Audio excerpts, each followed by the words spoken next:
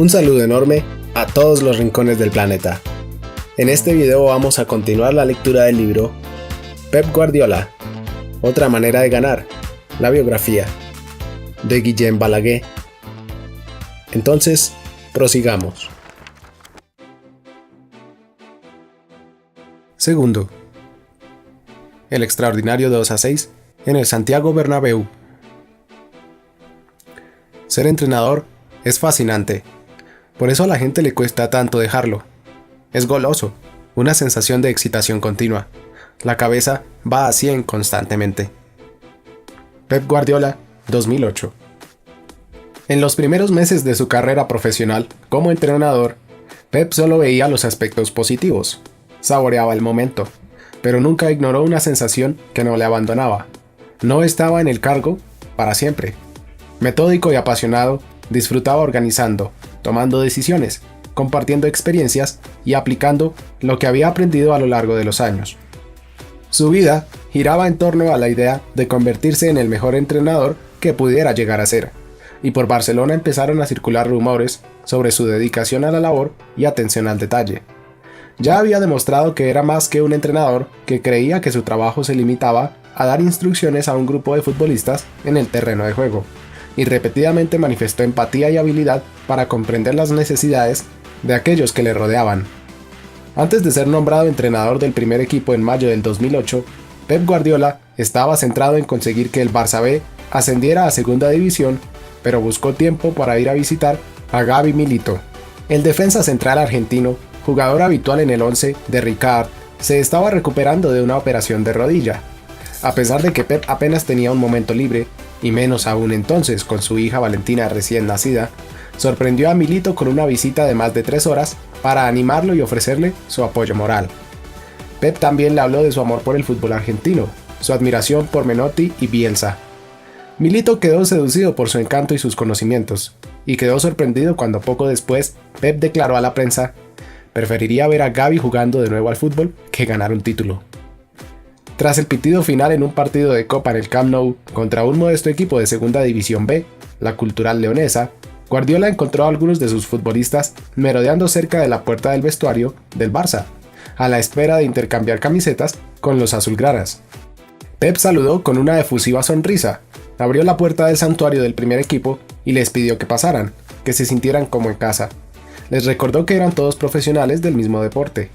Los jugadores de la Cultural no podían creerlo. Ahora que ya era entrenador, supo de la soledad implícita en dicho trabajo y se esforzó para ser un miembro más de la fraternidad de técnicos. Emulando una de las tradiciones de cortesía en el fútbol inglés, Pep pagaba de su propio bolsillo una botella de vino para compartirla con el entrenador del equipo visitante después de los encuentros.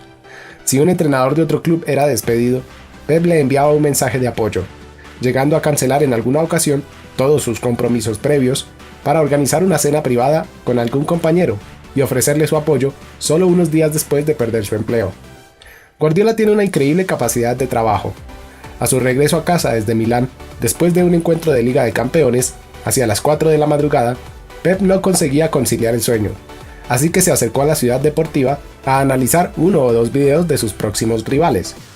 Durante su etapa de entrenador del Barça, tuvo que recurrir a somníferos cada vez con mayor frecuencia, sobre todo en su última temporada. Una de las primeras decisiones que tomó Guardiola fue asegurarse de que todo el dinero que recaudaba al equipo a través del sistema de multas fuera a parar a una organización benéfica, en lugar de gastarlo en cenas de grupo, como era la costumbre. Llegó a la conclusión de que las sanciones no podían contribuir a premiar al equipo. Al principio de su primera temporada, Pep donó los ingresos a la Fundación Sant Joan de Déu, que investiga el síndrome de Rett, una grave enfermedad mental congénita. Cuando Pep firmó un contrato de marketing con el Banco Sabadell, comprometiéndose a realizar un número de conferencias y entrevistas personales como parte del trato, cuando seguía negándose a conceder entrevistas personales a los medios de comunicación.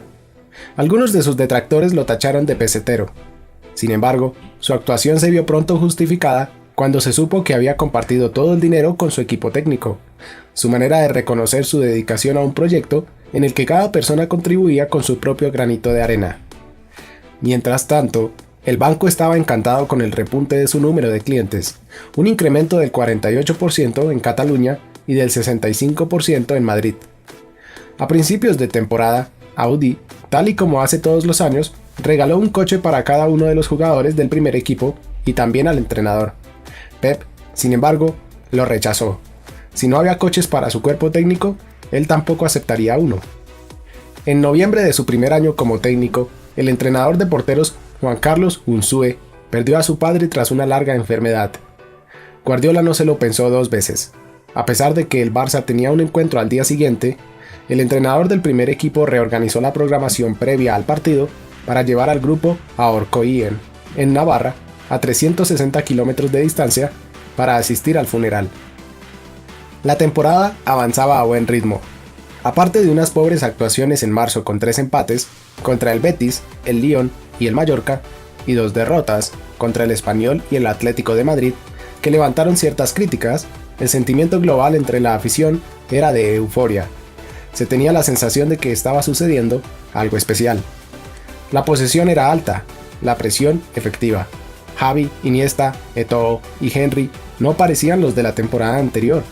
Las nuevas incorporaciones sumaban. Me siento fuerte y optimista.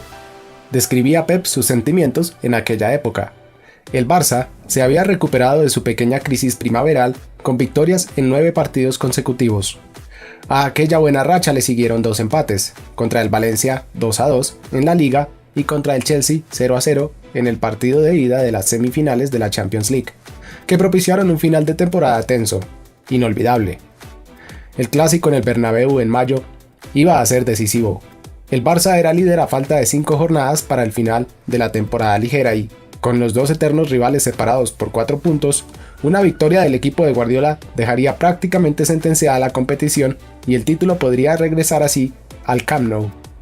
Pep trató el partido contra el Real Madrid como una final de Copa y exigió el mismo enfoque audaz que había visto en su equipo a lo largo de toda la temporada. Sacar un punto del Bernabéu no era mal resultado, pero la grandeza no se escribía con empates. Queremos ser campeones, ¿no es cierto? Provocaba a sus jugadores los días previos a la visita a Madrid. Ahora es el momento de dar el paso. Solo os pido que salgáis a ganar, porque estos son los partidos que nos definen, los que hacen justicia a nuestra profesión. Para un encuentro tan importante, Guardiola estaba considerando delegar en Messi la tremenda responsabilidad de jugar de falso delantero por primera vez desde el inicio. Guardiola ya se había ganado la confianza del argentino y había iniciado el proceso de dirigir un equipo alrededor de él. Aunque la relación entre el entrenador y el futbolista no siempre había sido fácil. Las cosas no empezaron con buen pie. Pep identificó muy pronto que necesitaba a Messi a su lado, que el argentino, de solamente 21 años, era extraordinario y que tenía mucho margen de mejora. El Barcelona iba a ser mejor con Messi, y el técnico sabía que debía encontrar una dinámica, un diálogo, una confianza con el jugador que les permitiera crecer juntos. Para lograrlo, el entrenador tuvo que ajustar su idea de equipo de modo que cupiera un individuo insaciable y con unas dotes extraordinarias, mientras convencía al jugador, tímido, reservado, incluso distante fuera del terreno de juego, de que tenía que aceptar su liderazgo. Para Messi, Guardiola era el nuevo entrenador. Sí, una antigua estrella del equipo, pero no sentía la devoción de Xavi, Iniesta o más tarde Cesc, que vieron en Pep a un ejemplo y mucho más. De hecho, cuando le nombraron entrenador del primer equipo, Messi se hallaba sumido en un estado de melancolía, desilusionado por el cariz que tomaron las cosas en los últimos meses con Ricard. Messi entendió las razones de los cambios que se avecinaban, y progresivamente se fue acercando más a Puyol y a Xavi, mientras veía el daño que Ronaldinho se estaba infligiendo a sí mismo. La llegada de Pep supuso un periodo de incertidumbre para el joven Messi, que perdió al entrenador que le hizo debutar en el primer equipo, con quien se sentía protegido, y a varios de sus amigos en la plantilla. Pep, un nuevo jefe, con su nuevo sistema, sacó del grupo a Ronaldinho, su amigo, mentor y vecino. El argentino y el brasileño vivían a pocos metros de distancia en Casteldefels. No solo el entrenador, también el futbolista necesita entender a Pep y hacerse entender. Pep quiso inculcar a Leo la idea de grupo por encima de todo, esencial para el fútbol que quería practicar. Pero esa insistencia en el colectivo podría haberse interpretado como un reproche al juego, en ocasiones individualista, de Messi. No era esa la intención de Pep, pero con ello sí que intentaba corregir un trazo de la personalidad del argentino que Guardiola malinterpretó. Creía en un inicio que ese individualismo era egoísmo. Quería que Pep comprendiera que se trataba de ambición y no de egoísmo. Leo es tan exigente consigo mismo. Quiere jugar todos los partidos, ganar todos los títulos, hasta tal punto que transmite ese sentimiento a los demás y se convierte en una fuerza arrolladora para el conjunto. Revela Manuel Estiarte, el Messi del waterpolo en su día, y un hombre al que su amigo Pep había llevado al club como encargado de relaciones externas del Fútbol Club Barcelona. Leo siempre quería el balón, empezar la jugada, acabarla, intentar superar defensas, rematar. Aquí, dámela, yo puedo con todos, te asisto, devuélvemela, remate, remate, remate. Es como un demonio dentro de ti que no sabes que tienes y no puedes controlarlo.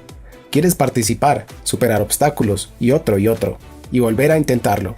Eso es lo que ha hecho que se convierta en el mejor jugador de todos los tiempos, y yo intentaba explicárselo a Pep. El entrenador debe tomar decisiones todos los días, a todas horas, todo pasa por sus manos. Eso genera una falsa sensación de poder, porque te das cuenta de que al final son los jugadores quienes salen al campo, los que tienen que aplicar tus propuestas, soluciones, sugerencias. El fútbol es de los futbolistas. La idea que quería implantar Pep y el talento y la ambición de Messi tenían que confluir en algún punto. Las palabras de Estiarte le hicieron reflexionar. En el fondo, Pep nunca había olvidado la lección que había aprendido aquel día que se quedó sin el autógrafo de Michel Platini. Al héroe de la infancia de Guardiola le habían permitido quedarse en el vestuario mientras el resto de sus compañeros de equipo realizaban la sesión de calentamiento. Eso confirmaba que la mayor mentira en el fútbol es que todos los jugadores son tratados por igual. Más tarde, cuando Pep era un adolescente, Julio Velasco, el famoso entrenador de voleibol, le enseñó que tu mejor jugador podía ser a menudo tu mayor logro y a la vez tu carga más pesada. Has de saber cómo seducirlo, engatusarlo para que ofrezca lo mejor de él, porque en nuestro trabajo estamos en un nivel superior a ellos, pero también estamos en un nivel inferior, porque dependemos de ellos, le explicó a Pep. Guardiola comprendía lo que tenía que hacer. Era consciente de que debía querer a todos sus jugadores por igual, pero no iba a tratarlos a todos del mismo modo.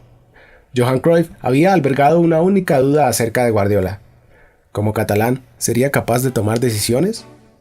El holandés considera que Cataluña es una nación a la que a menudo le falta iniciativa. ¿Podría Pep hacer lo que se debía hacer en cada momento, costara lo que costara? Todos los equipos del mundo, piensa Cruyff, tienen a su propio Messi. En otras palabras, un jugador estrella, aunque evidentemente no de su nivel. Pero no todos los entrenadores saben cómo obtener lo mejor de ellos. Guardiola dio más o menos respuesta a las preocupaciones de Cruyff desde el primer día al frente de la plantilla, en la rueda de prensa inaugural, cuando anunció que Messi sería liberado de la sombra de Ronaldinho. El argentino se iba a convertir en el eje del equipo no tanto por su liderazgo o acciones, sino por defecto, por lo bueno que era, y Pep se iba a asegurar de que nada estorbara el desarrollo de esa idea. Aunque tuvo que quedarse con Eto'o durante una temporada más de lo que había pensado inicialmente, Ronaldinho y Deco fueron traspasados, aclarando el camino de Messi. De las estrellas que quedaban, Pep hizo que Henry jugara de extremo a pesar de que el francés quería ser el delantero centro. Solo había un balón y este pertenecía a Messi. Guardiola sabía que sería imposible para cualquiera intentar competir con su estrella. Nunca había visto a nadie con el potencial de Messi. Desde el principio, Guardiola reconoció que, si bien era cierto que su plantilla contenía un gran talento que se estaba convirtiendo a gran velocidad en un excepcional equipo de fútbol, Lionel iba a conseguir llevar al grupo a otro nivel. Al hacer que un solo jugador se convirtiera en el eje de un equipo tan marcadamente coral, Pep les estaba pidiendo a los demás que accedieran a algo que solo podía ser aceptado por aquellos que habían vivido y crecido junto a Messi y que sabían mejor que nadie que no se trataba del simple capricho de un entrenador fascinado por una estrella. Era una decisión basada en el convencimiento de que, sin lugar a dudas, tenían entre manos a alguien muy especial. Así que Pep dio otro paso para atraer a Messi, para convencerle de que estaba en el equipo ideal para sus características. Poco a poco, el argentino gobernaría el equipo sobre el campo con su juego, pero el peso del liderazgo en otras áreas no recaería sobre sus espaldas. Con solo 21 años, tanta responsabilidad sería excesiva. Así que la capitanía sería compartida entre el núcleo de los jugadores de la cantera. Con ello, Pep mandaba un mensaje.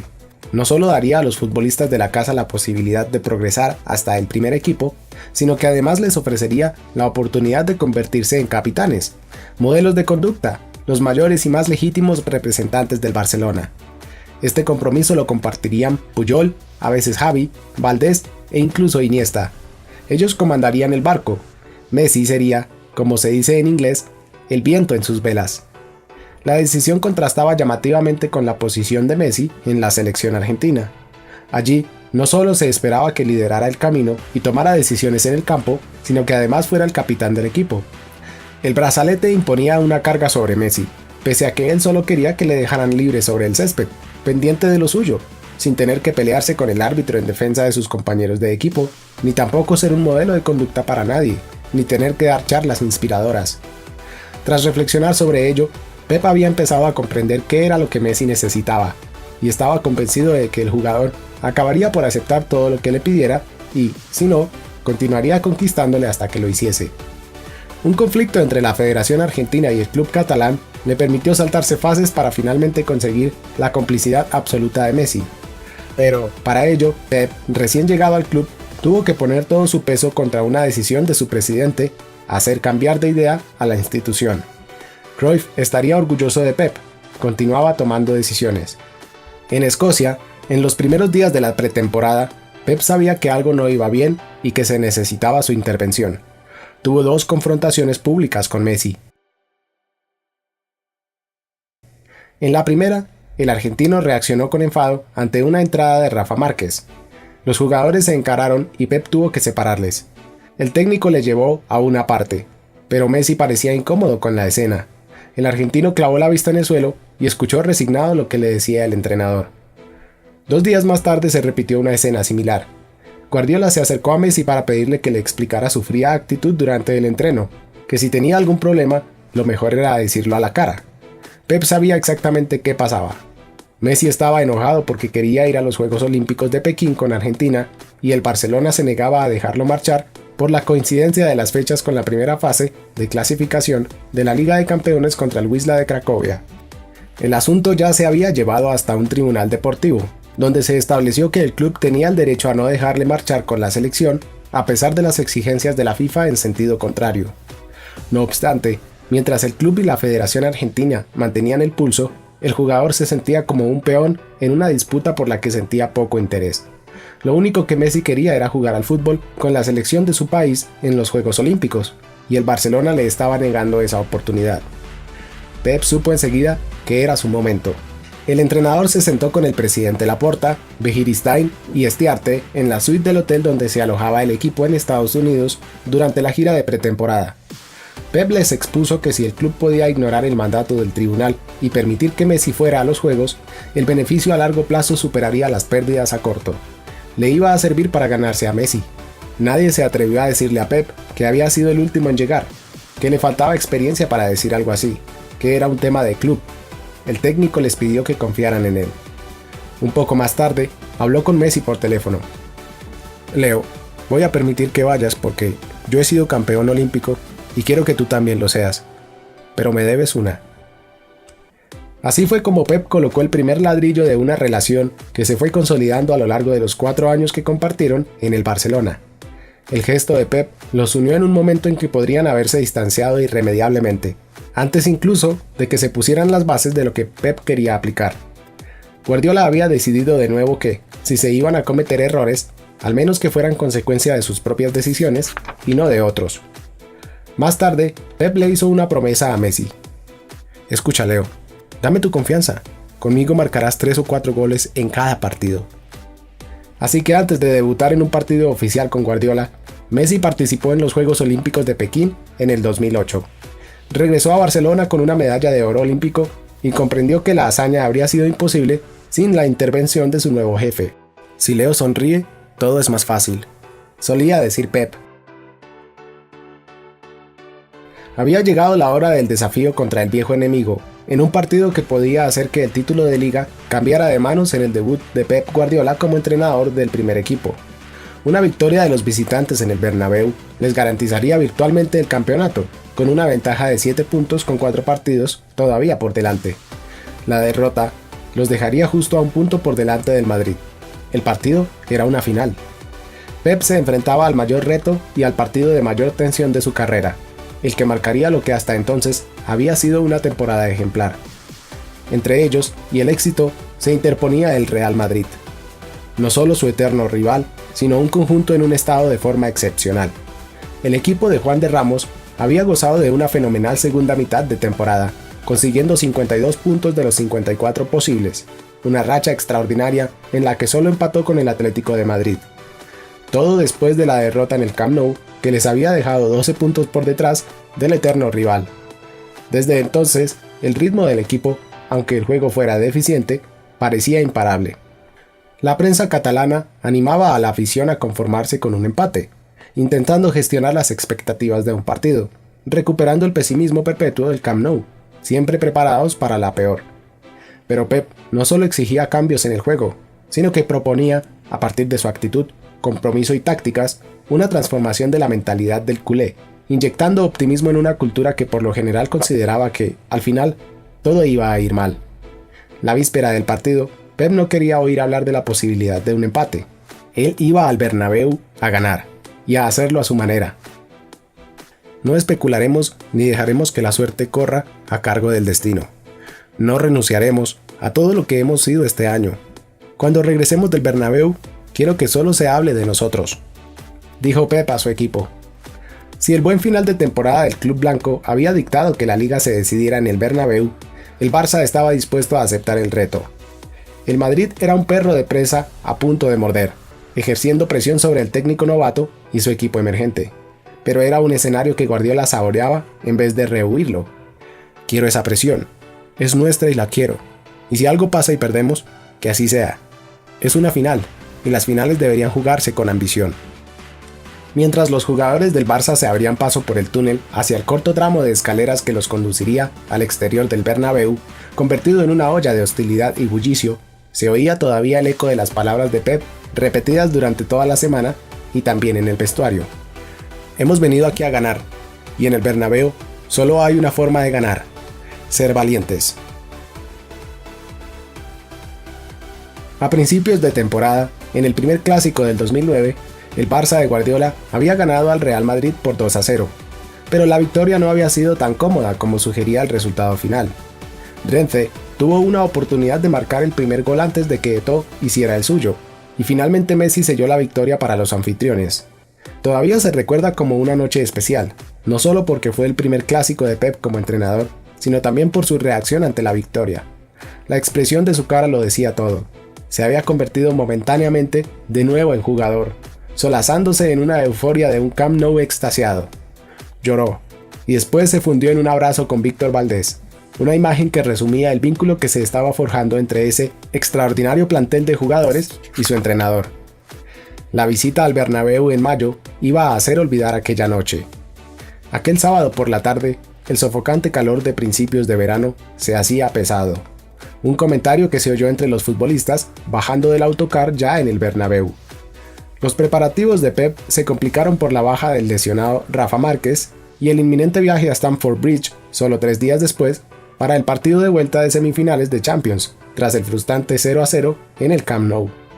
La victoria en el Bernabéu era importante, pero no esencial, así que abundaban las especulaciones sobre un posible once blaugrana con varios suplentes. No iba a ser así. Pep había dejado una cosa clara durante toda la semana.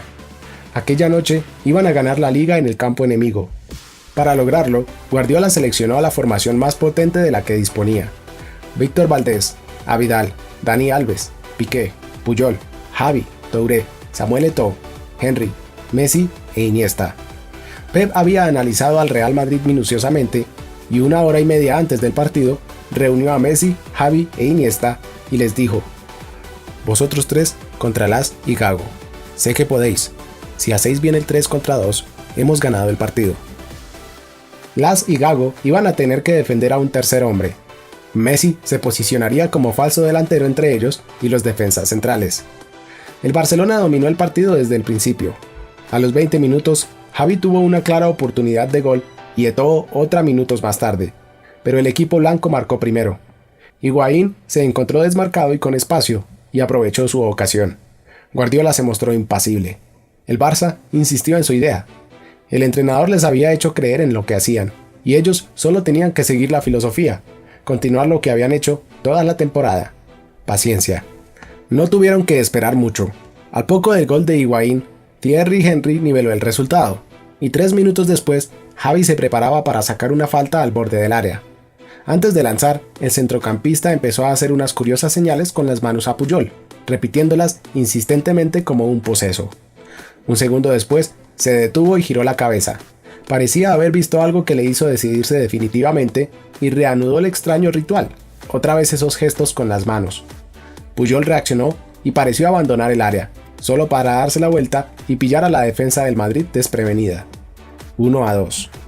En las celebraciones que siguieron al gol, el resto de los jugadores del Barça se enteraron de que Xavi, Puyol y Piqué habían estado practicando esa jugada solos, y que la habían mantenido en secreto hasta ese día. 4 años más tarde, repetirían la misma falta en Sudáfrica ante Alemania, el gol que metió a España en la final del Mundial. Los azulgrana controlaban el marcador y el partido. Cannavaro y Metzelder no sabían qué hacer. Si adelantaban su posición para intentar ayudar a Gago y Las contra los 3 jugadores del Barça que ocupaban el mediocentro, dejaban la defensa expuesta a los movimientos de Tho y Henry, que aparecían desde la banda.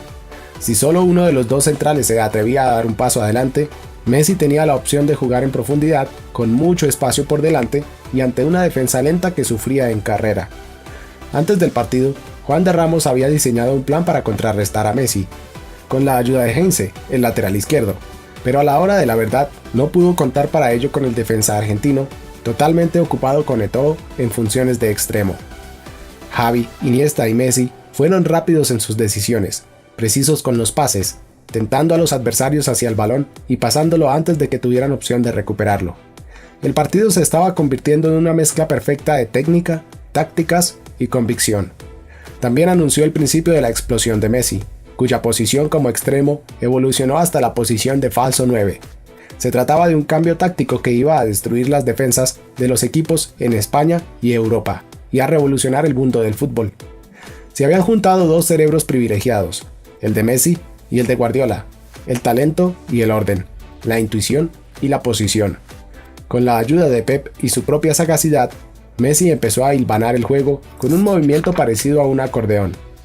Cuanto más se alejaba del balón, mayor distancia ponía él. Cuanto más cerca estaba el esférico, más se acercaba Messi para participar de la jugada. El argentino siempre quiere el balón, y para recibirlo en las mejores condiciones, Pep le había hecho comprender que, ahora que jugaba más centrado, debía buscar el punto débil del rival, ese espacio que se crea entre el mediocentro y los centrales. Si se encontraba merodeando por ahí, la pelota le encontraría. Justo ahí tendría espacio para preparar el motor, ir cambiando de marcha hasta llegar, cuando lo considerara oportuno y posible, a la quinta. A menudo solo Messi aceleraba cuando nadie lo consideraba oportuno o posible, pero pronto se acostumbrarían todos, plantilla y afición, a aceptar que sus mediciones no son las de un futbolista habitual. Sin balón, Messi tenía permiso para descansar. Parece una práctica sencilla, pero Messi, que enseguida empezó a tomar más decisiones correctas que erróneas, demostraba que, por intuición y poco a poco por experiencia, tenía una profunda comprensión del juego y una habilidad para aprender en un tiempo récord, algo que a muchos jugadores les cuesta años entender. El Barça marcó su tercer tanto justo antes del descanso. Esta vez fue Messi, 1-3. En el vestuario, Guardiola advirtió a sus jugadores de que no se dejaran influenciar por el marcador ni por el importante partido de Champions que les esperaba 3 días después. En varias ocasiones durante su excelente racha, el Madrid le había dado la vuelta a encuentros así y estaban, recordó Pep, en el Bernabéu. No podían dormirse. Empezó la segunda mitad. El equipo blanco marcó su segundo gol, 2-3. Una falta mal defendida por el Barcelona y cabezazo de Sergio Ramos. El defensor recogió el balón de dentro de la portería y gritaba mientras corría hacia el círculo central, convocando la furia y al estadio. Fue el típico momento en que muchos equipos se habían encallado en el Bernabéu, inundados de pánico y reservas. El coliseo blanco se hace grande y las piernas empiezan a pesar. El Barcelona no dejó que eso ocurriera. Thierry Henry marcó el 2-4. Después llegó el quinto gol del Barça. el más mágico de todos. Xavi realizó un magnífico giro al borde del área para alejarse de sus marcadores. Vio a Messi entrar en el área y le cedió el balón. El argentino se fue acercando a Casillas y con un golpe de cadera hizo caer al suelo al guardameta. El balón entró entre este y el poste. 2-5. Y finalmente, el sexto. Messi cedió a Eto'o, que corría por la banda derecha. El camerunés centró y Gerard Piqué remató a bocajarro. Salvó Casillas, pero el rebote le llevó al central, que se revuelve cayendo al suelo para marcar. Era una contra y un defensor, el jugador más adelantado. 2-6. La superioridad en el medio campo, tal y como había anunciado Pep, configuró la clave del partido. Fue el día más feliz de su mandato hasta ese momento. Los azulgranas lo celebraron sobre el césped, dando saltos como un puñado de teletubbies, como dijo Xavi entonces, con una euforia infantil, una exuberancia desinhibida. Habían hecho historia. Los jugadores se hicieron fotos en el vestuario para inmortalizar el momento. Se trataba de un golpe durísimo que pudo oírse en todo el planeta. Supuso el momento en que aficionados al fútbol de todo el mundo, jugadores y expertos de todas las partes, se dieron cuenta de que en un rincón de Cataluña estaba pasando algo realmente especial. En la sala de prensa del Bernabéu, Pep apareció más emocionado que nunca, sinceramente impresionado por lo que había presenciado. Es uno de los días más felices de mi vida. Me emociona haber hecho feliz a tanta gente. Iniesta recuerda perfectamente las celebraciones. El más loco, como siempre, era Piqué, que no paraba de saltar y gritar. Uno de sus rituales favoritos es conectar su MP3 al altavoz del avión de vuelta a casa y poner música a todo volumen. Techno, ska, dance o cualquier tipo de música ruidosa que le gustara en esa época. No hace falta decir que el vuelo de regreso a Barcelona aquella noche se convirtió en una improvisada discoteca organizada por el Central. La multitud que aguardaba a los jugadores en el aeropuerto de Barcelona a primera hora del domingo por la mañana recibió a sus héroes como si trajeran a casa un trofeo. A veces, la historia se escribe sin títulos. Guardiola tuvo que ahuyentar la euforia, devolver a la tierra a sus pupilos, inmediatamente. Primero los iba a calmar, luego a preparar para otro reto monumental y determinante, tan solo 3 días después, una semifinal de Liga de Campeones contra el Chelsea en Stamford Bridge. Tercero, los 6 títulos en un mismo año. Durante los 4 años en los que estuvo a cargo del Barça, Pep no concedió entrevistas, con la excepción de una que supuestamente estaba destinada a un DVD con la historia del Brescia y que, de forma misteriosa, acabó emitiéndose en el canal de la televisión Rai de Italia. Hablar con Pep para este libro fue como abrir una ventana a su mundo, la única forma posible de revelar qué le motiva, qué le llevó hasta donde está ahora, cómo consiguió tomar decisiones. En definitiva, para intentar comprender qué fue lo que lo apartó de todo aquello que empezó adorando. Antes de charlar con él en privado, me sentía como un niño travieso espiando por encima de un muro, intentando averiguar cómo funcionaba esa persona que, tenía muy claro, no era exactamente como la describían muchos de sus acólitos, hipnotizados por el éxito del equipo. Ya se sabe que, como ocurre con todos nosotros, existen muchos Guardiolas. El Pep público, el Pep apasionado, el Pep frágil, el Pep líder, el visionario, el modelo a seguir y demás. Con el objetivo de poder transmitir la verdadera esencia de Guardiola, era importante intentar arrancar capas, entender su perfil público, para a continuación descubrir al hombre que hay bajo los modernos trajes que viste. Pero ni una charla de 1 hora con Pep después de una sesión de entrenamientos es suficiente. Ni siquiera así, al cabo de un rato de mi llegada, el responsable de prensa regresaba, llamaba a la puerta y preguntaba discretamente: ¿os apetece tomar un café? Una manera de indicar que se había acabado el tiempo. Si Pep lo despachaba con un «no te preocupes, estamos bien», se podía considerar un pequeño éxito. Había que preguntar a su alrededor, a sus colaboradores, a sus futbolistas. Las palabras de Pep dan forma a este libro, pero este es también el retrato de los que trabajaron con él y pasaron muchas horas a su lado. En cualquier caso, desde el día que tomó el timón del primer equipo del Fútbol Club Barcelona, ha hablado de sobra delante de periodistas, en sus 546 ruedas de prensa, como para llenar una enciclopedia con sus observaciones. Según él, se ha sentado delante de los medios durante 272 horas, o lo que es lo mismo, 11 días enteros. Eso equivale a unas 800 preguntas al mes. ¿Se lo imaginan? Y todas esas palabras fueron escrutadas, cada gesto analizado, cada declaración interpretada y extrapolada por la prensa mundial. Le han preguntado si cree en Dios, si escribe poesía, sobre política, sobre la crisis financiera y por lo menos 100 veces si iba a renovar su contrato. Aunque la verdad es que no me importa si lo hace o no, le soltó una vez un periodista. Las conferencias de prensa antes de los partidos, de una duración de media hora como mínimo, siempre se convertían en la noticia del día, pero se podía extraer más información de ellas si eras un asiduo seguidor de la política de cada uno de los medios de comunicación y si estudiabas de cerca el personaje. Casi nunca obtenías una pista sobre el equipo, pero si aplicabas la intuición, era relativamente fácil descubrir el estado anímico de Pepe. Así que vamos a hacer una cosa. Vamos a dejar de dar saltos para ver lo que hay tras el muro. Acomódese, si es que todavía no lo ha hecho, en una de las primeras filas de la sala de prensa de la Ciudad Deportiva de Barcelona, hoy vacía. Será el único periodista presente. Imagine a Pep agarrando una botella de agua, apresurándose hacia la mesa y tomando asiento, tocando el micrófono algo nervioso, preparado para que usted estudie de cerca sus pensamientos. Las respuestas a muchas de las preguntas que usted querría formular le serán reveladas en los próximos párrafos. O quizá no. Veremos. Siga leyendo. La rueda de prensa acaba de empezar. Pep se inclina hacia adelante, hacia el micrófono, y comienza a hablar. Cuando estoy ante la prensa y los jugadores, y para poder llegar hasta ellos, siempre hay que aplicar cierta imposición. Elevar la voz, acentuar tu presencia. Es un truco casi teatral. Pero al final siempre transmito lo que siento. No puedo evitar sentir cierta vergüenza, hasta miedo, de hacer el ridículo, y eso hace que me contenga un poco. Además, el fútbol te enseña que hay que ir con cuidado con lo que dices, porque tiene mucho de incontrolable. Que mañana mis palabras podrían volverse en mi contra. Por eso, siempre recurro a cierto escepticismo, a la duda, esa falsa humildad que se me atribuye, siempre cediendo el protagonismo a los jugadores. No es porque no quiera reconocer mis propios méritos, seguro de que he hecho algo bien, pero es porque me da pánico que esas palabras se vuelvan contra mí, porque haciendo exactamente lo mismo que estoy haciendo ahora, mañana podría perder.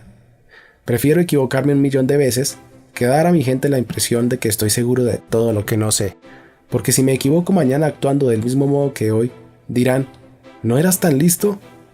¿Cómo es que no te habías dado cuenta de eso? Gano porque estoy en un equipo excelente con muy buenos jugadores. Intento que ellos den lo mejor de sí y de 10 partidos, gano 8 o 9.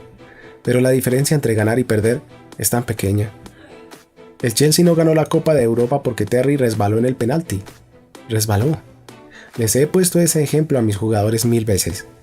Se han escrito 3 o 4 libros sobre mi estrategia de liderazgo.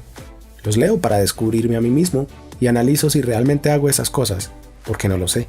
Llegan a conclusiones sobre mí que yo jamás había tenido en consideración. ¿Por qué soy más líder que otro entrenador que haya estado entrenando durante 20 años y no haya ganado nada?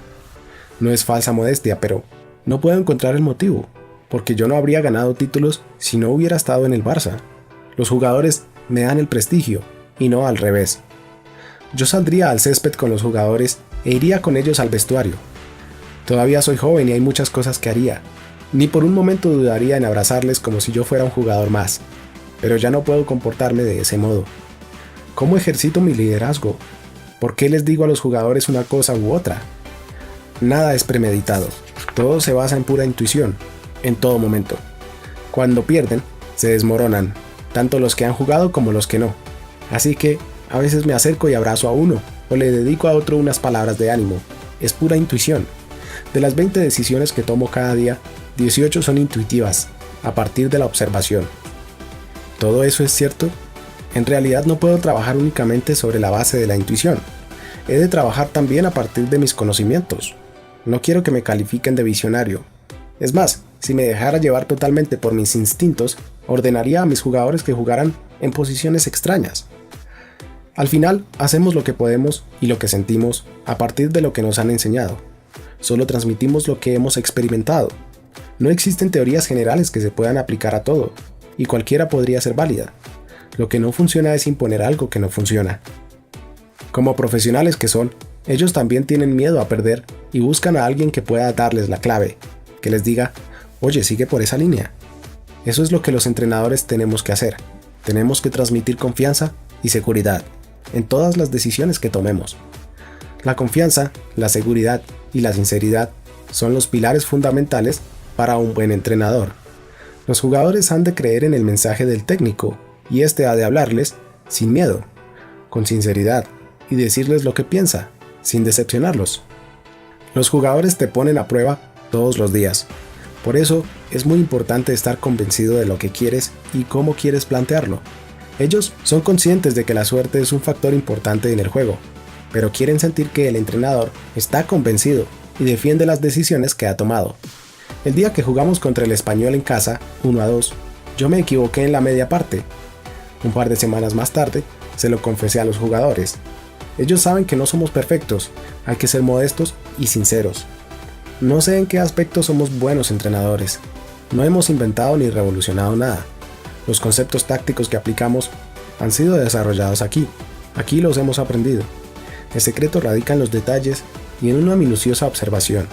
Has de prestar constante atención a lo que sucede cada día, y no solo al partido del fin de semana.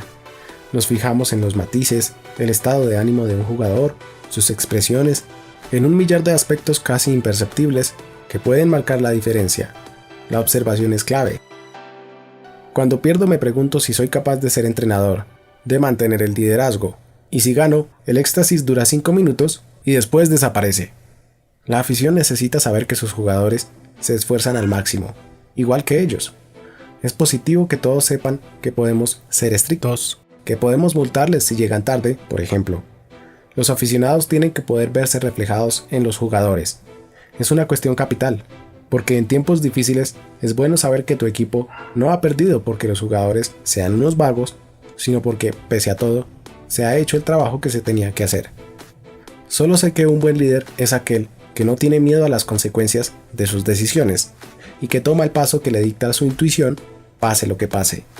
No pueden tomarse decisiones a la ligera cuando existe tanta presión, así que hay que estar realmente convencido de lo que se hace. Hay momentos cuando me siento cansado y tengo que transmitir energía, que no sé cómo hacerlo. Si la transmites, no estás siendo tú mismo, pero si no la transmites, no estás siendo fiel a ti mismo tampoco. Hay veces que no me queda fuerza, que no puedo con todo. En algunas sesiones de entrenamiento solo me dedico a observar porque no dispongo de suficiente tiempo o energía para dirigirlos y dejo que sean Tito, Aureli o Loren Buenaventura quienes lo hagan. La clave está en tener un vestuario fuerte, en saber que somos más fuertes si estamos unidos, que si vamos cada uno por su lado. Mis jugadores saben que me molesta menos que cometan un error 10 veces que si no me prestan atención o no me miran cuando les hablo. Eso me destroza. Los suplentes harían un mejor trabajo para el grupo si su ingrato entrenador les dejara participar más. Hago más trabajo de director de equipo que de entrenador porque, como cada 3 días tenemos partido, son pocas las sesiones de entrenamiento que sean puramente de fútbol, hay mucha convivencia. Y eso no resulta fácil. La suerte de este equipo es poder contar con personas con importantes valores humanos.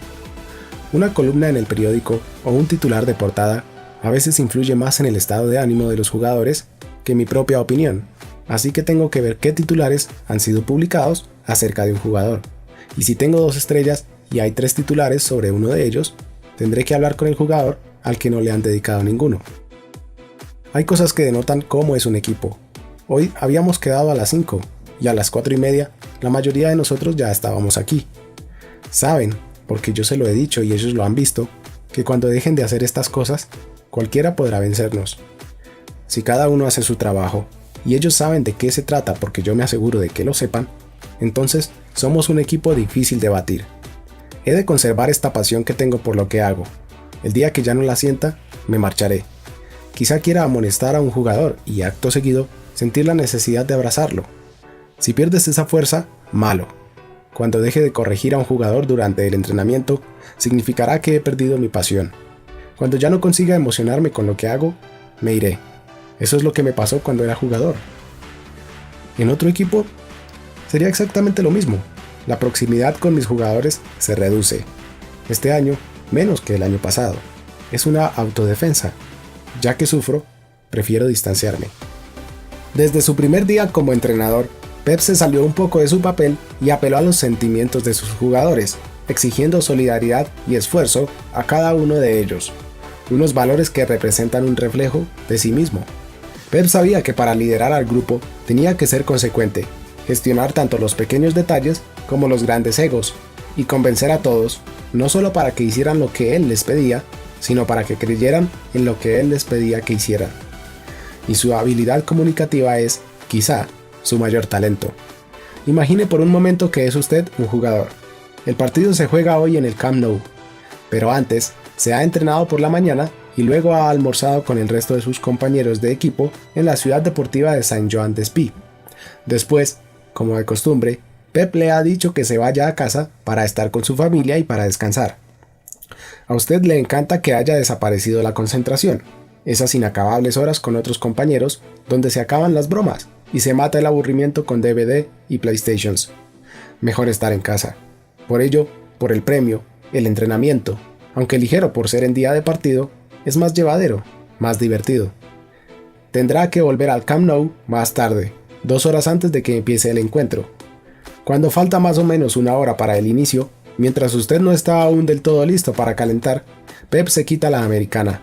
Luce una camisa ajustada, casi siempre de color blanco, con corbata y las mangas enrolladas. Está metido en faena. Todos se enfilan hacia una gran sala aledaña al vestuario y se sientan para escuchar al entrenador. Pep da un par de palmadas para llamar la atención de los presentes. «Señores», grita, y en ese momento se instala el silencio en la sala, todos atentos al míster. El entrenador marcará la senda del éxito para ese partido en particular. Conseguirá que lo visualice. Les comunicará, como casi siempre, dónde está la clave del encuentro, dónde se creará la superioridad que les ayudará a ganar. Acierta porque conoce al rival. Todos regresan al vestuario, todos excepto Pep, que se parapeta en su despacho.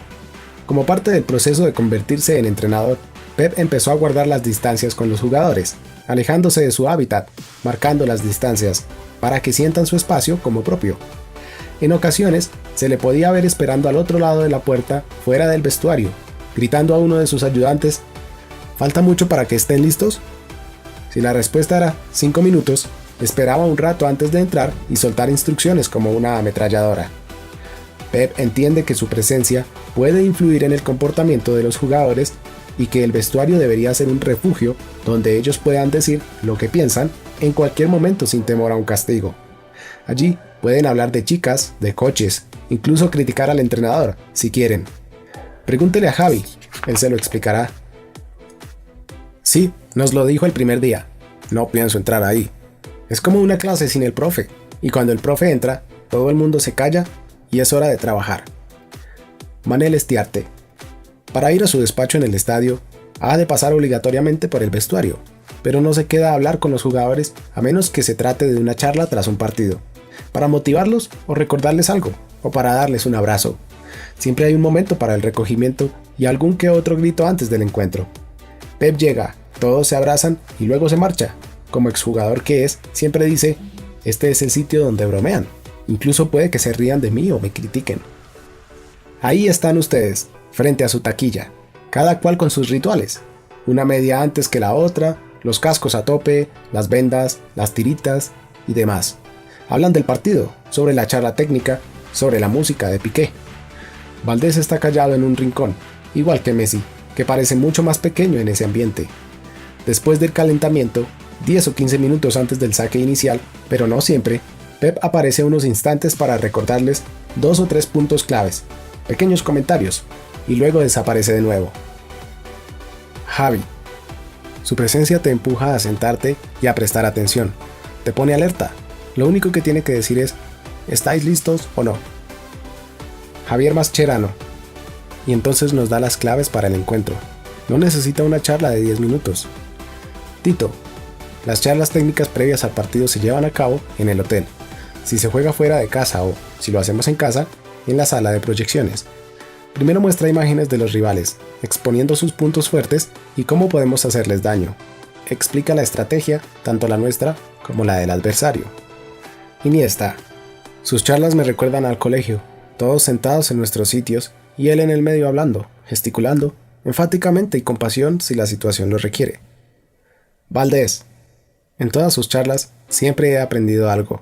Soy bastante tímido y él me enseñó mucho acerca de la importancia de la comunicación con mis compañeros de equipo y con el mundo exterior. Estiarte. Ningún jugador mira al suelo, todos tienen los ojos fijos en él. Albert Puig, secretario técnico formativo.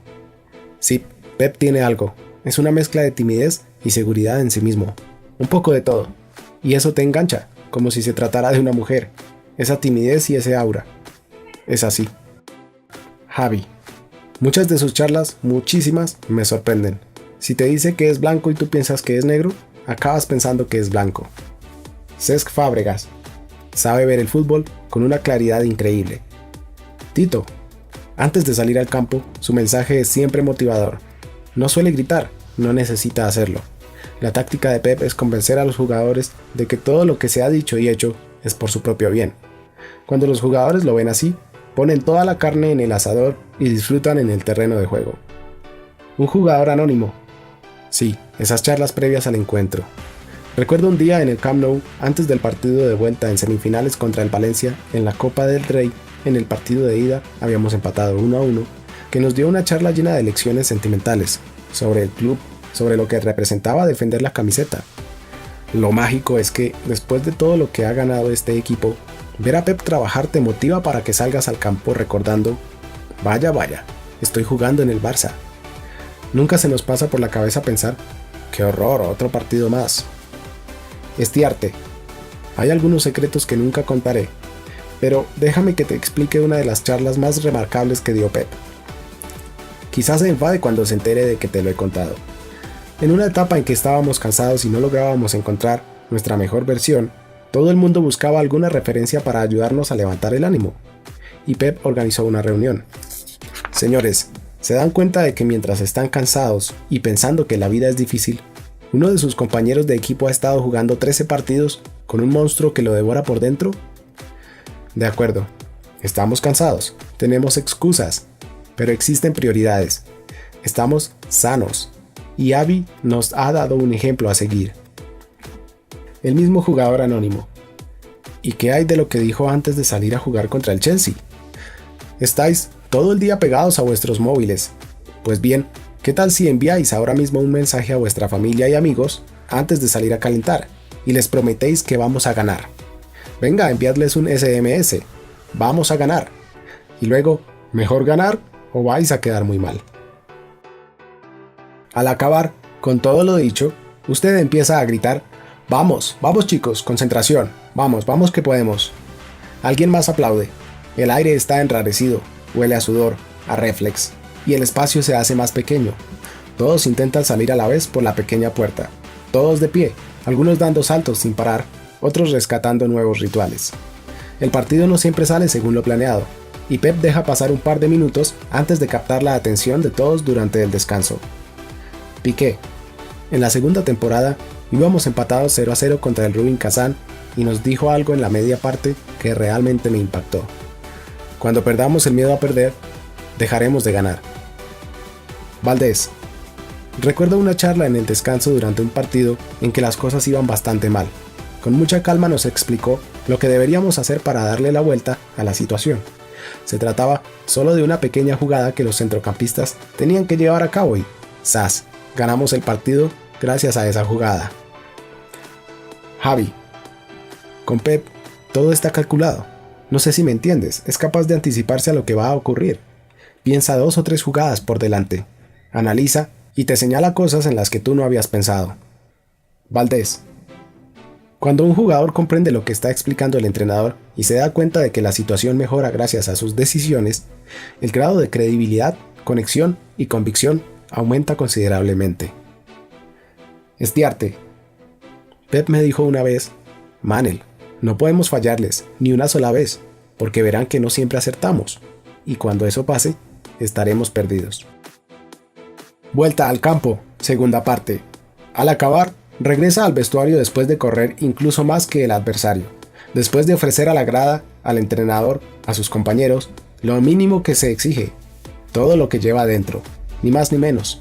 Seguro que lo hizo para complacerse a sí mismo, pero no puede negar que busca del míster un gesto de complicidad. También lo ha hecho por él. Javi. Después del encuentro, a veces te da un abrazo, y otras no te dice nada. Hay días en los que da una charla al equipo después de los 90 minutos, y otras en las que no lo hace. Actúa según lo siente, y lo que siente es siempre correcto, siempre. Y si cree que ha de regañarte, lo hace sin ningún problema. Estiarte. A veces, después de los 90 minutos, Pep se limita a decir: mirad, en 3 días tenemos este partido y luego ese otro, así que comed bien, bebed y descansad. Enhorabuena. Una manera de recordarles sutilmente que sean responsables. Iniesta. Sabe cómo controlar sus emociones y decir las palabras justas en el momento oportuno. Se preocupa por el grupo cuando las cosas no van bien, y cuando ganamos, participa de los abrazos y las celebraciones. Una familia. Somos como una familia. En el partido de vuelta de semifinales de la Liga de Campeones del 2009, las principales instrucciones a su equipo, la pócima mágica de Pep, no las dio al inicio del partido, sino en la media parte, en las entrañas del Stamford Bridge. Después de vencer categóricamente al Real Madrid y casi embolsarse el primer título de la temporada, el Barça estaba a 7 puntos por delante de su eterno rival cuando todavía quedaban 4 partidos de liga, el equipo viajó a Londres. La ida, un tenso 0-0, lo dejó todo en el aire. Se sentía el nerviosismo. El que diga lo contrario miente. Nadie temía saltar al césped de Stamford Bridge, pero las horas pasaban muy lentamente. Rafa Márquez, lesionado, y Puyol, sancionado, no podían jugar, así que Pep tuvo que improvisar a la pareja de centrales. Los jugadores se enteraron de la alineación un par de horas antes del comienzo del partido, justo antes de abandonar el hotel para desplazarse hasta el estadio. Piqué, que había ganado mucho peso en el equipo desde los primeros meses, y Yaya Touré eran los elegidos para proteger a Valdés. El entrenador sorprendió con la elección del africano. Keita iba a ser el mediocentro e Iniesta jugaría adelante con Messi y Samuel Eto'o. Pocos jugadores habían vivido una atmósfera igual. El estadio rugía, el estruendo era intimidante. El Chelsea, su afición, sentía estar a un paso de la gloria que habían buscado con tanto anhelo durante toda la década. El fútbol les debía un gran triunfo, o así lo percibían, y la afición iba a colaborar. Pep Guardiola admitió tras el encuentro que superar el ruido fue más complicado que rebasar a un oponente. Estaba sinceramente impresionado. El entrenador había insistido en un par de sesiones de entrenamiento y en la charla técnica antes del partido sobre lo que había que hacer para evitar los problemas con Didier Drogba, delantero del Chelsea. Básicamente se trataba de no pegarse a él cuando estuviera de espaldas a la portería. Era una lucha perdida por el balón y su potente giro le hacía muy peligroso. Pero quedó claro desde el principio que pese a la habitual posesión, pese a tener a Drogba controlado, al Barça le faltaba profundidad. No creaba peligro. Víctor Valdés salvó al equipo con varias intervenciones tras un par de contraataques del Chelsea. Un disparo de Eisen desde fuera del área fue el único tanto antes del descanso. Pep tenía que intervenir. No habló con nadie durante el corto trayecto que los condujo al vestuario del equipo visitante a través del estrecho túnel de Stamford Bridge. Tan pronto entró, y una vez todo el mundo estuvo sentado, con energía, gesticulando en medio de la estancia y sosteniendo la mirada de los jugadores, les dijo que tenían que ser fieles a lo que habían hecho durante todo el año, que no debían sentirse asustados. Creed con todo vuestro corazón que podemos marcar, porque entonces os aseguro que marcaremos. También hubo instrucciones tácticas. Tenían que hacer circular el balón a mayor velocidad, hacerlo llegar a la banda, aprovechar que el Chelsea les dejaba construir la jugada desde atrás y que ni Anelka ni Malouda estaban defendiendo particularmente bien su zona. El Chelsea, con Gus Hiddink al frente, no era la marioneta que había sido el Real Madrid unos días antes. Se enfrentó al Barça con rigor defensivo y un esfuerzo sobrehumano por parte de sus jugadores, que corrieron, creyeron en lo suyo, sabían que era su momento. Fue una noche fatídica para el árbitro noruego Tom Henning Obrevo, que carcomió la moral del Chelsea. Expulsó a Vidal injustamente, pero favoreció al Barça con un par de penaltis no pitados. 4, según las protestas del Chelsea. Los abucheos arreciaron contra el árbitro tras una clara mano de Piqué justo después del descanso. Quizá Guardiola no debería haber pedido a Piqué que abandonara su posición defensiva y actuara de delantero cuando todavía quedaban 20 minutos de partido. Y quizá Hiddink no debería haber reemplazado a Drogba, supuestamente lesionado, por Giuliano Belletti, más o menos al mismo tiempo, enviando un mensaje equivocado a sus jugadores. Parecía que el holandés pedía a los suyos que se parapetaran atrás y defendieran el resto del encuentro. Tal vez los dos técnicos se equivocaran en algún momento, pero dio la impresión de que a pocos segundos del final ambos daban el partido por finiquitado. De ahí, dicen algunos, que Pep y Gus se dieran un fuerte abrazo cuando no se había oído todavía el pitido final. Pero no fue un gesto de felicitación por la clasificación, sino de agradecimiento. El partido había sido durísimo.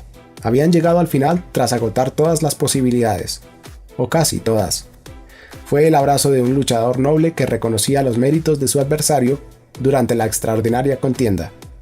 Pocos segundos más tarde, marcó Iniesta. Fue el único disparo a portería del Barça en todo el partido, en el minuto 93. El tanto, con toda su épica, fue votado como el mejor momento de la temporada por la afición azulgrana. Mejor que cualquier final de aquel año.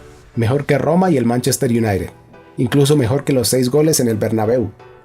Fue simplemente extasiante, orgásmico. Todo el mundo, con la excepción de los aficionados del Chelsea, saltó para celebrar el gol de Iniesta. Todos. El momento no dejó a nadie impasible. La situación se ponía cada vez peor. Recuerda Iniesta, estábamos cansados. No se trataba de cansancio físico, sino más bien psicológico. Alves subió por la banda derecha, centró, el balón fue a parar a Samuel, y a partir de ese momento, uno de los instantes más importantes de mi vida, Messi me pasó el balón. No chuté con el empeine del pie, ni con la punta ni con la parte interna. Chuté con el corazón, con toda mi alma. No creo que haya muchas fotos mías corriendo por el campo sin camiseta. No suelo celebrarlo de ese modo. Sucedió 20 segundos después de que Frank Lampard perdiera la posesión del balón. 7 jugadores implicados en la jugada, 12 toques de balón antes del gol que cambió la historia contemporánea del club. Un retrato del equipo de Pep que, a pesar de estar al borde del precipicio, había creado de nuevo una pequeña obra de arte. Quizá ayudó que el goleador fuera Iniesta, pero Guardiola no pudo contener lo que llevaba dentro. Pep corrió a la banda, con los puños cerrados y la cara iluminada por la euforia, dejando rienda suelta a la sorpresa, al éxtasis, con el corazón a 1000 por hora. Pep se permitió a sí mismo ser futbolista de nuevo, por un momento. De repente, se detuvo, dio media vuelta, se contuvo y empezó, una vez más, a gritar instrucciones. Silvino le detuvo para pedirle que hiciera una sustitución y perder así unos segundos. Iniesta me enseñó en Stamford Bridge a no dar nada por sentado. Por más que algo parezca improbable, no significa que sea imposible. Has de creer. Recuerda, Pep, si su lanzamiento fue imparable, es porque iba cargado con el deseo de toda la afición del Barcelona. Cuando terminó el partido, Guardiola se dedicó a abrazar a todo el mundo, a los jugadores, al personal técnico. En ese momento, se sentía entrenador, jugador, miembro de aquella familia. Valdés se le acercó y le abrazó, le sacudió y gritó algo en su cara que no puede recordar. A Pep el corazón se le salía del pecho. Todo el equipo explotó como nunca antes se había visto. Ni siquiera en el 2-6 del Bernabéu. Todo el mundo se volvió loco. El mayor abrazo fue con Iniesta, a quien Pep debió haberle mencionado lo que después dijo en la rueda de prensa. Es increíble, el que nunca marca ha sido el que nos ha dado el gol. Unos días antes de aquel tanto, Iniesta había visitado a Pep en su oficina. No marco suficientes goles. ¿Qué debo hacer? Pep se echó a reír. Y me lo preguntas a mí. Yo no marqué más de 4 en toda mi carrera. ¿Y yo qué sé? Como le gusta repetir a sus futbolistas, la línea entre el éxito y el fracaso es tan fina, tan delicada. El Barça iba a jugar la final de la Champions contra el Manchester United en Roma. Habían coronado otra cima en un año inolvidable. Un par de días más tarde, tal y como el periodista Ramón Besa describe, Guardiola llevó a sus hijos a la escuela, como suele hacer todas las mañanas. Los alumnos, muchos de ellos luciendo camisetas del Barça, miraron con curiosidad por las ventanas de la clase, mientras otros salían al patio a aplaudir la llegada de Pep. ¿Por qué aplauden, papá?, le preguntó su hijo Marius. Porque están contentos, respondió Pep. Los niños del Español, que a veces le retaban y recordaban que pronto habría derbi catalán, permanecieron discretos, engullidos por la euforia culé. El Barcelona estaba dejando atrás muchos de sus complejos. Ya nadie se avergonzaba de reafirmarse, de disfrutar de una felicidad que parecía alargarse en el tiempo.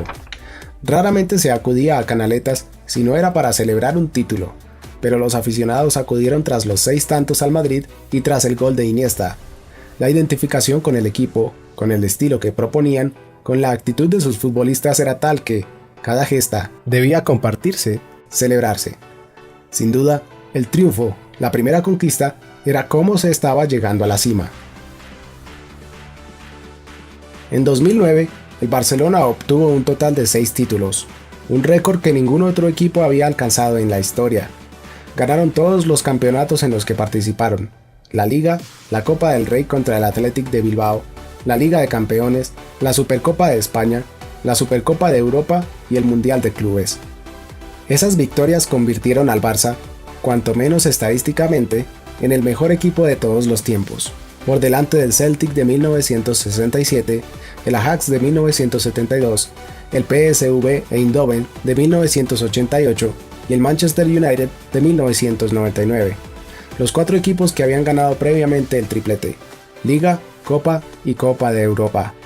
Pedro, a quien Pep recordaba todas las semanas con una mezcla de admiración y cautela, pero si hace nada estabas jugando en tercera división, marcó en cada una de esas competiciones, otra proeza sin precedentes. En la temporada 2008 a 2009, el equipo de Guardiola jugó 89 partidos y solo perdió 8, 4 de ellos insignificantes. Además, no perdió ninguno por más de un gol. El año había demostrado en repetidas ocasiones que todo es relativo. Haciendo lo mismo, quizá las cosas saldrían de otra manera, recordaba Guardiola a su gente. Pero una cosa estaba clara: con la idea de Cruyff como punto de partida, Guardiola había dotado al equipo de unos métodos, de una manera de trabajo, de una actitud ofensiva, de la creencia en la presión alta, de un estilo tan elaborado como efectivo. Ese éxito acabó con algunos de los tabúes más antiguos del fútbol, esos que anteponían el resultado al juego, como si los dos conceptos fueran incompatibles. El Barça despertó la admiración de críticos deportivos, de aficionados de todo el mundo, que buscaban entre los libros y los videos otros equipos míticos que generaran la misma respuesta. El River Plate, 1941 a 1945, conocido como La Máquina, que reinó con un quinteto excepcional compuesto por Muñoz, Moreno, Pedernera, Labruna y Loustau. Quizá el Honvéd de Budapest, 1949 a 1955, con Puskás, Bošić, Kocsis o Sibor, la base de la selección húngara que ganó en Wembley en 1953. Y por supuesto, el Madrid de Di Stéfano, 1956 a 1960, ganador de 5 Copas de Europa consecutivas, con la célebre delantera formada por Copa, Rial, Di Stéfano, Puskás y Gento. Igualmente celebrado fue el Santos de Pelé, 1955 a 1964, y el equipo brasileño de la Copa del Mundo de 1970, con una alineación de 5 dieces: Jairzinho, Gerson, Tostão, Pelé y Rivellino. O el Milan de Sacchi, 1988 a 1990, 2 veces campeones del Mundial de Clubes, con jugadores de la categoría de Van Basten, Ricard y Gullit. Pese a la rapidez con la que llegó el éxito, pese a que todo podría haber sido muy diferente, Pep necesitaba sentir que sus decisiones iban a permitir seguir un paso por delante del resto. No todo había sido perfecto en la más perfecta de las temporadas posibles, así que, en el verano de 2009, y después de ganar la Liga de Campeones, Pep decidió aplicar cambios en la plantilla. Samuel Eto'o se había convertido en uno de los integrantes más sólidos del equipo, incluso cuando tenía que jugar en la banda derecha del ataque, como contra el Madrid y el Manchester United. Marcó el primer gol en la final de Roma, pero Guardiola comprendió que, para que Messi pudiera continuar creciendo, había que prescindir del internacional camerunés. Ese mismo verano, el Madrid había pagado 95 millones de euros por Cristiano Ronaldo y 67 millones de euros por Kaká, mientras el Barça negociaba el fichaje de jugadores como Filipe Luis y David Villa, unas operaciones que no llegaron a buen puerto. Al final, se alcanzó un acuerdo con el Inter para intercambiar a Eto'o por Ibrahimovic. Pep justificó la decisión de prescindir de Samuel por una cuestión de feeling. Es cuestión de feeling, no puedo cambiar el carácter. Hay 1000 cosas que no tienen que ver con el fútbol ni con esta persona en concreto, que me dicen que este año tenemos que cambiar varias cosas en el vestuario. No solo un jugador como Samuel, sino varias cosas más. Pep aceptó públicamente que podía equivocarse, pero de nuevo, si se equivocaba, prefería que fuera por su propia decisión, no por la de otros. Después de ganar la Liga, la Copa y la Liga de Campeones en Roma, el Barça conquistó la Supercopa de España al imponerse al Athletic de Bilbao, con Ibrahimovic recién incorporado y con Eto'o ya fuera del equipo. Quedaban 2 títulos más antes de completar los 6 en liza en el 2009. Los azulgranas lucharon contra el Shakhtar Donetsk en el Stade Louis II en Mónaco. Con el marcador 0-0 después de 90 minutos, el título se jugó en la prórroga. Pep se arrodilló delante de su equipo y empezó a explicarles lo que tenía que suceder, lo que iba a suceder. Asegurad el pase, sin asumir riesgos en la defensa. Hacedlo bien. Como siempre, buscad la posesión del balón y por encima de todo, buscad la portería contraria, a nuestra manera. Esperarán a pillarnos a la contra y no cambiarán de estrategia. Hay que jugar a nuestra manera, más que nunca. Si tenemos el balón, podemos hacer lo que sabemos. Podemos marcar en 30 minutos. No os preocupéis, ¿de acuerdo? Haced lo que sabéis, con paciencia. No perdáis la cabeza, porque si la perdéis, nos liquidarán. Moved el balón con rapidez. No os preocupéis, no os preocupéis. Paciencia. Lo haremos como siempre. Más que nunca, tenemos que jugar, jugar, jugar y crear constantemente superioridad. Abriremos el campo, iremos a buscar las bandas y entonces surgirá el espacio por el centro. ¿De acuerdo, señores? Como siempre. ¡Vamos, vamos! Concluyó la charla con unas palmadas. La senda de la victoria se iluminó una vez más. En el minuto 115, Pedro controló el balón por la izquierda. Encontró a Messi, que consiguió abrir un canal entre los laterales con 2 toques. El argentino cedió a Pedro, que golpeó el balón con sutilidad a la derecha del portero. El Barça se proclamó campeón de la Supercopa Europea. De todos los títulos conseguidos en el 2009, el Mundial de Clubes, que se jugaría contra el Estudiantes de La Plata en diciembre de ese año, después de llegar a la final, era el único honor que el club jamás había conquistado. Las palabras angustiadas de Pep antes de ganar su 6º título consecutivo, todas las competiciones en las que había participado desde su llegada al primer equipo, sirven para entender lo que sucedió 2 años y medio después. Esto es insoportable, confesó en privado mientras reflexionaba sobre la poca memoria de la gente en el mundo del fútbol.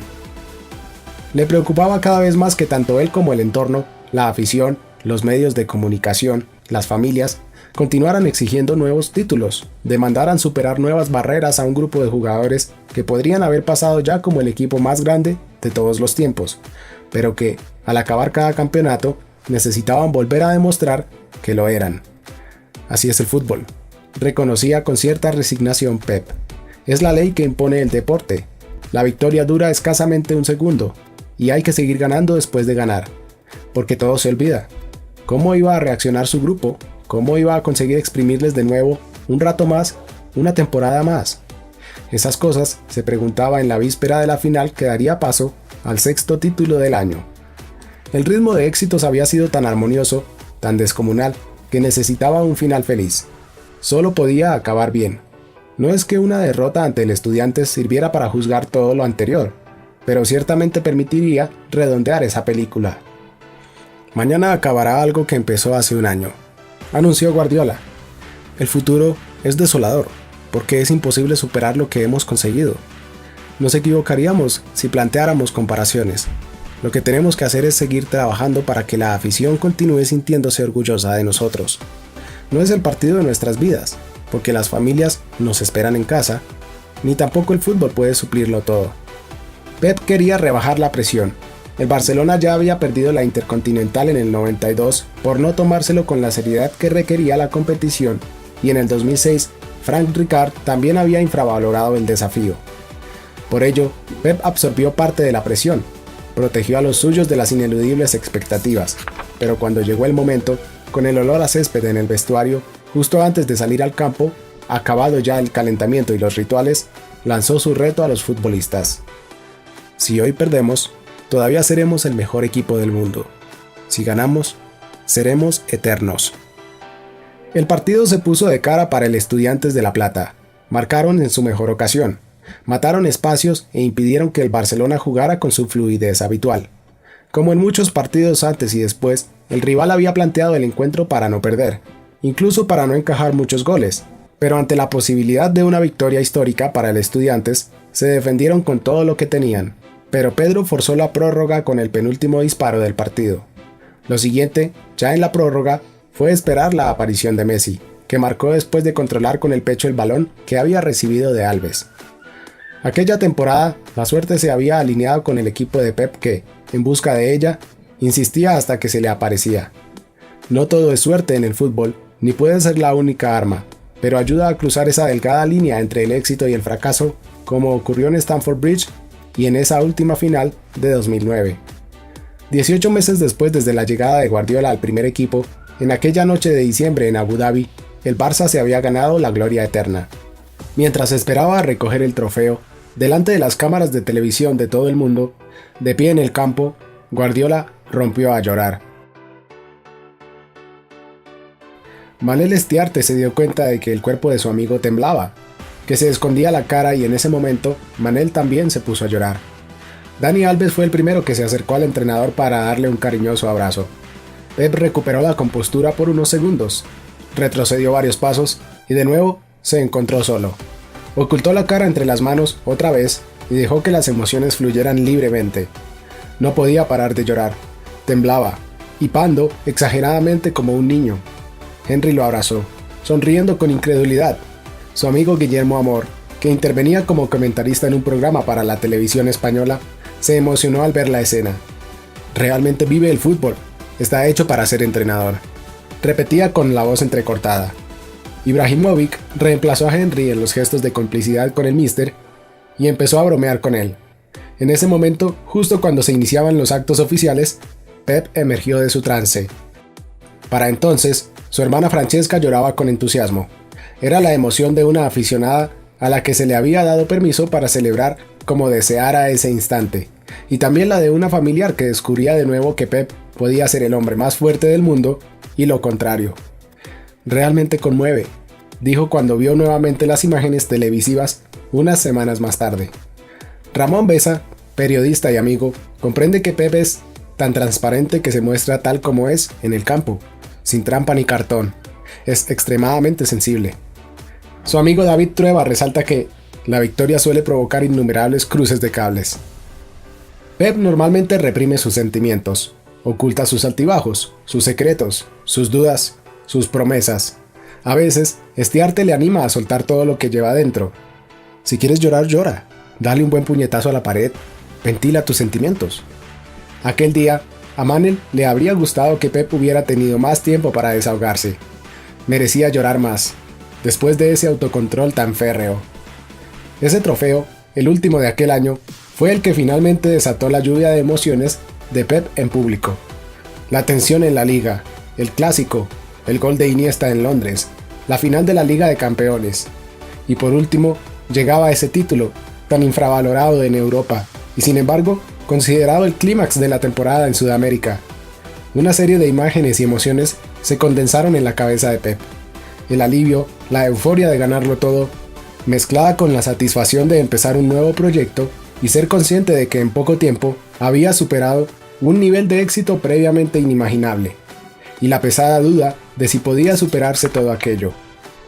Así es Pep, comentaron muchos cuando le vieron llorar, o mejor dicho, ese también es Pep.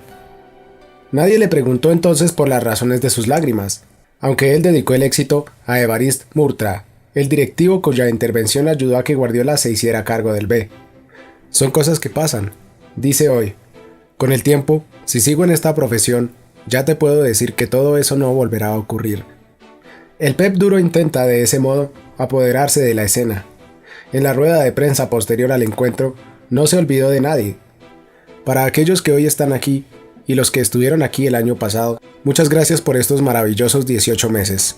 Hemos jugado bien muchas veces, nos hemos ganado el respeto, y el mérito es de ellos, suyo.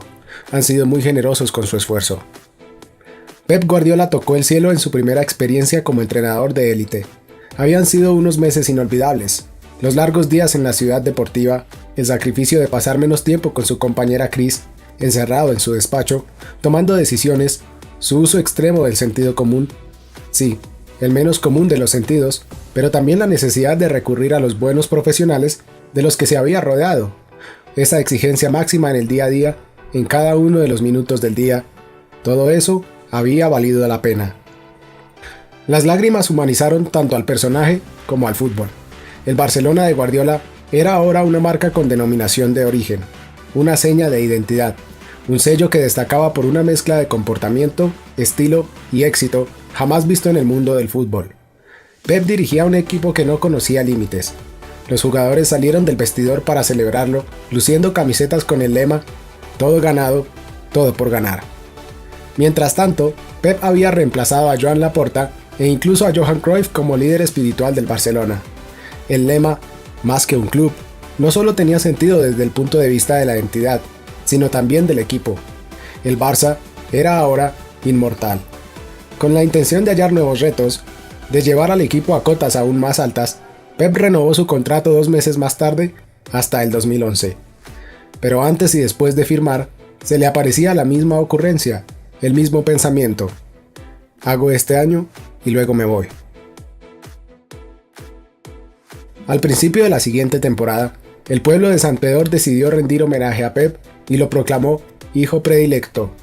A cambio, Pep tuvo que subir al escenario, en esa plaza en la que había jugado en su niñez, y pronunciar unas palabras. Había vuelto a los orígenes, a todo lo que había dejado atrás, a los sacrificios de Dolors y Valentí Guardiola. Sé que hoy mis padres están muy contentos, y eso me alegra mucho. Haber nacido en este pueblo, haber jugado para el Barça, y todas esas cosas. Y tuvo que parar. Se le quebró la voz. Y hasta aquí este video. Si te ha gustado, dale me gusta, comparte con tus amigos o deja un comentario. Si quieres más, suscríbete. Adiós.